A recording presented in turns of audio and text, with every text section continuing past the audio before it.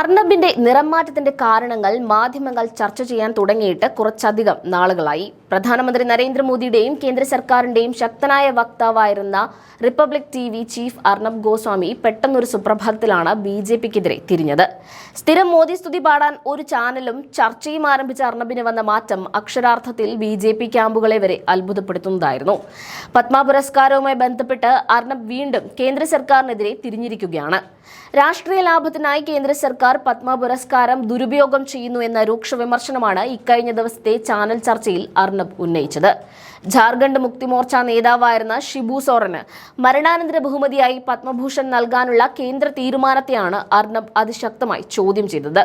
മുൻപ് ബിജെപി തന്നെ അഴിമതിക്കാരനെന്നും ക്രിമിനൽ കേസുകളിൽ പ്രതിയാണെന്നും ആരോപിച്ച ഒരു വ്യക്തിക്ക് ഇപ്പോൾ എങ്ങനെയാണ് രാജ്യം ആദരവ് നൽകുന്നത് എന്നതാണ് അർണബിന്റെ പ്രധാന ചോദ്യം. ചർച്ചയിൽ പങ്കെടുത്ത ബിജെപി വക്താവ് ഷാസിയ ഇൽമിയെ അക്ഷരാർത്ഥത്തിൽ മുൾമുനയിൽ നിർത്തുന്ന കാഴ്ചയാണ് ചർച്ചയിൽ കാണാൻ കഴിഞ്ഞത്.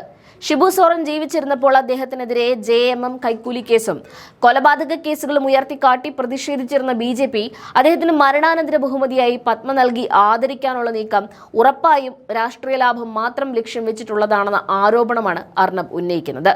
അന്ന് അദ്ദേഹത്തെ അറസ്റ്റ് ചെയ്യണമെന്നും ജയിലിൽ അടയ്ക്കണമെന്നും ആവശ്യപ്പെട്ട് രാഷ്ട്രപതിക്ക് നിവേദനം നൽകിയ ബിജെപി ഇപ്പോൾ അദ്ദേഹം അന്തരിച്ചപ്പോൾ പത്മ പുരസ്കാരം നൽകി ആദരിക്കുന്നത് എന്ത് ലോജിക് അടിസ്ഥാനത്തിലാണെന്ന് അർണബ് ആവർത്തിച്ചു ചോദിച്ചു.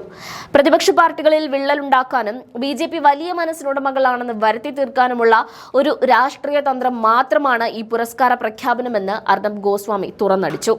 സാധാരണക്കാരായ ആളുകളെ തേടി പത്മ പുരസ്കാരങ്ങൾ എത്തുമ്പോൾ അത് അഭിനന്ദാർഹമാണ്. എന്നാൽ രാഷ്ട്രീയക്കാരുടെ കാര്യത്തിലെത്തുമ്പോൾ എന്തുകൊണ്ടാണ് ബിജെപി തങ്ങളുടെ രാഷ്ട്രീയ ശത്രുക്കളായിരുന്ന മുലായം സിംഗ് യാദവിനെയും ഷിബു സോറിനെയും പോലുള്ളവരെ ഇപ്പോൾ മാത്രം തിരഞ്ഞെടുക്കുന്നതെന്ന് അദ്ദേഹം ചോദിക്കുന്നു. രാജ്യത്തിന് വലിയ സംഭാവനകൾ നൽകിയവർക്കാണ് ഇത്തരം പുരസ്കാരങ്ങൾ നൽകേണ്ടതെന്ന് വിശ്വസിക്കുന്നതായി പറഞ്ഞ അർണബ് ഷിബു സോറിന്റെ കാര്യത്തിൽ ബിജെപി പണ്ട് പറഞ്ഞ കാര്യങ്ങൾ ഇപ്പോൾ വിഴുങ്ങുന്നത് എന്തിനാണെന്ന് വ്യക്തമാക്കാൻ ബിജെപി വക്താവിനോട് ആവശ്യപ്പെട്ടു. എന്നാൽ ഇതിന് കൃത്യമായ മറുപടി നൽകാൻ സാധിക്കാതെ ബിജെപി വക്താവ് ഉയർക്കുന്ന കാഴ്ചയാണ് ചർച്ചയിൽ ഉടനീളം കണ്ടത്. രാഷ്ട്രീയ വിയോജിപ്പുകൾക്കപ്പുറം മുതിർന്ന നേതാക്കളെ ആദരിക്കുകയാണ് ചെയ്യുന്നതെന്ന ഷാസിയ ഇൽമിയുടെ വാദത്തെ അർണബ് നിഷ്പ്രഭമാക്കി. ജീവനോടിരുന്നപ്പോൾ രാജരത്നം എന്ന് വിളിക്കാത്തവർ മരണശേഷം എന്തിനാണ് ഇത്തരം ഒരു ആദരവ് നൽകുന്നതെന്ന ചോദ്യം ബിജെപിയെ വലിയ പ്രതിരോധത്തിലാക്കിയിരിക്കുകയാണ്. അർണബിന്റെ ഈ പുതിയ നിലപാട് രാഷ്ട്രീയ വൃത്തങ്ങളിൽ വലിയ ചർച്ചകൾക്കാണ് വഴി തുറന്നിരിക്കുന്നത്.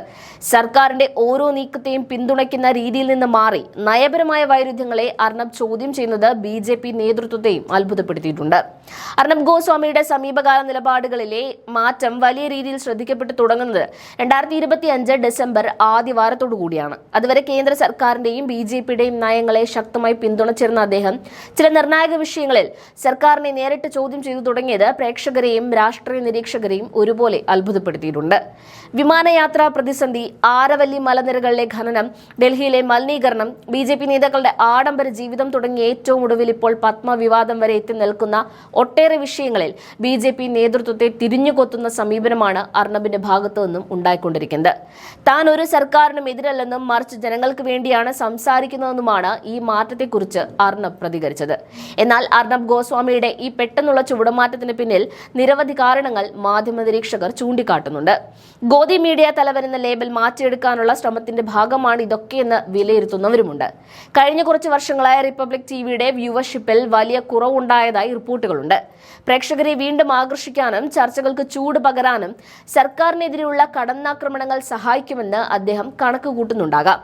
പ്രധാനമന്ത്രിയുടെ ഓഫീസുമായോ ബിജെപിയുടെ പുതിയ മീഡിയ മാനേജ്മെന്റ് ടീമുമായോ അർണബിന് പഴയതുപോലെ അടുപ്പമില്ലെന്ന സൂചനകളും നിലവിലുണ്ട്. പല എക്സ്ക്ലൂസീവ് അഭിമുഖങ്ങളും മറ്റ് ചാനലുകളിലേക്ക് പോകുന്നതും ബിജെപി നേതാക്കൾ റിപ്പബ്ലിക് ടിവിയെ കുറച്ചുകൂടി അകറ്റി നിർത്തുന്നതും അദ്ദേഹത്തെ പ്രകോപിപ്പിച്ചിട്ടുണ്ട്. ഗവൺമെന്റ് പരസ്യങ്ങളിലുണ്ടായ കുറവും അദാനിയുടെ ഉടമസ്ഥയിലുള്ള NDTV പോലുള്ള ചാനലുകൾക്ക് കൂടുതൽ പ്രാധാന്യം ലഭിക്കുന്നതും അർണബിനെ അതൃപ്തനാക്കിയിട്ടുണ്ടെന്ന് മാധ്യമവൃത്തങ്ങൾ പറയുന്നു. ഇത് ബിജെപിയോടുള്ള പൂർണ്ണമായ വിരോധമല്ല, മറിച്ച് ചില വിഷയങ്ങളിൽ മാത്രം വിമർശനം ഉന്നയിച്ച് താൻ നിഷ്പക്ഷനാണെന്ന് വരുത്തി തീർക്കാനുള്ള ഒരു അടവാണെന്നും നിരീക്ഷകർ കരുതുന്നു. പ്രധാനമന്ത്രി മോദിയെ വ്യക്തിപരമായി ആക്രമിക്കാതെ ഉദ്യോഗസ്ഥരെയും പാർട്ടിയിലെ മറ്റ് നേതാക്കളെയും മാത്രമാണ് അദ്ദേഹം ലക്ഷ്യം വെക്കുന്നത് എന്നതും ശ്രദ്ധേയമാണ്. ചുരുക്കത്തിൽ തന്റെ ചാനലിന്റെ നിലനിൽപ്പും വിശ്വാസ്യതയും വീണ്ടെടുക്കാനുള്ള ഒരു ബിസിനസ് കം പൊളിറ്റിക്കൽ തന്ത്രമായാണ് ഈ മാറ്റത്തെ പലരും കാണുന്നത്.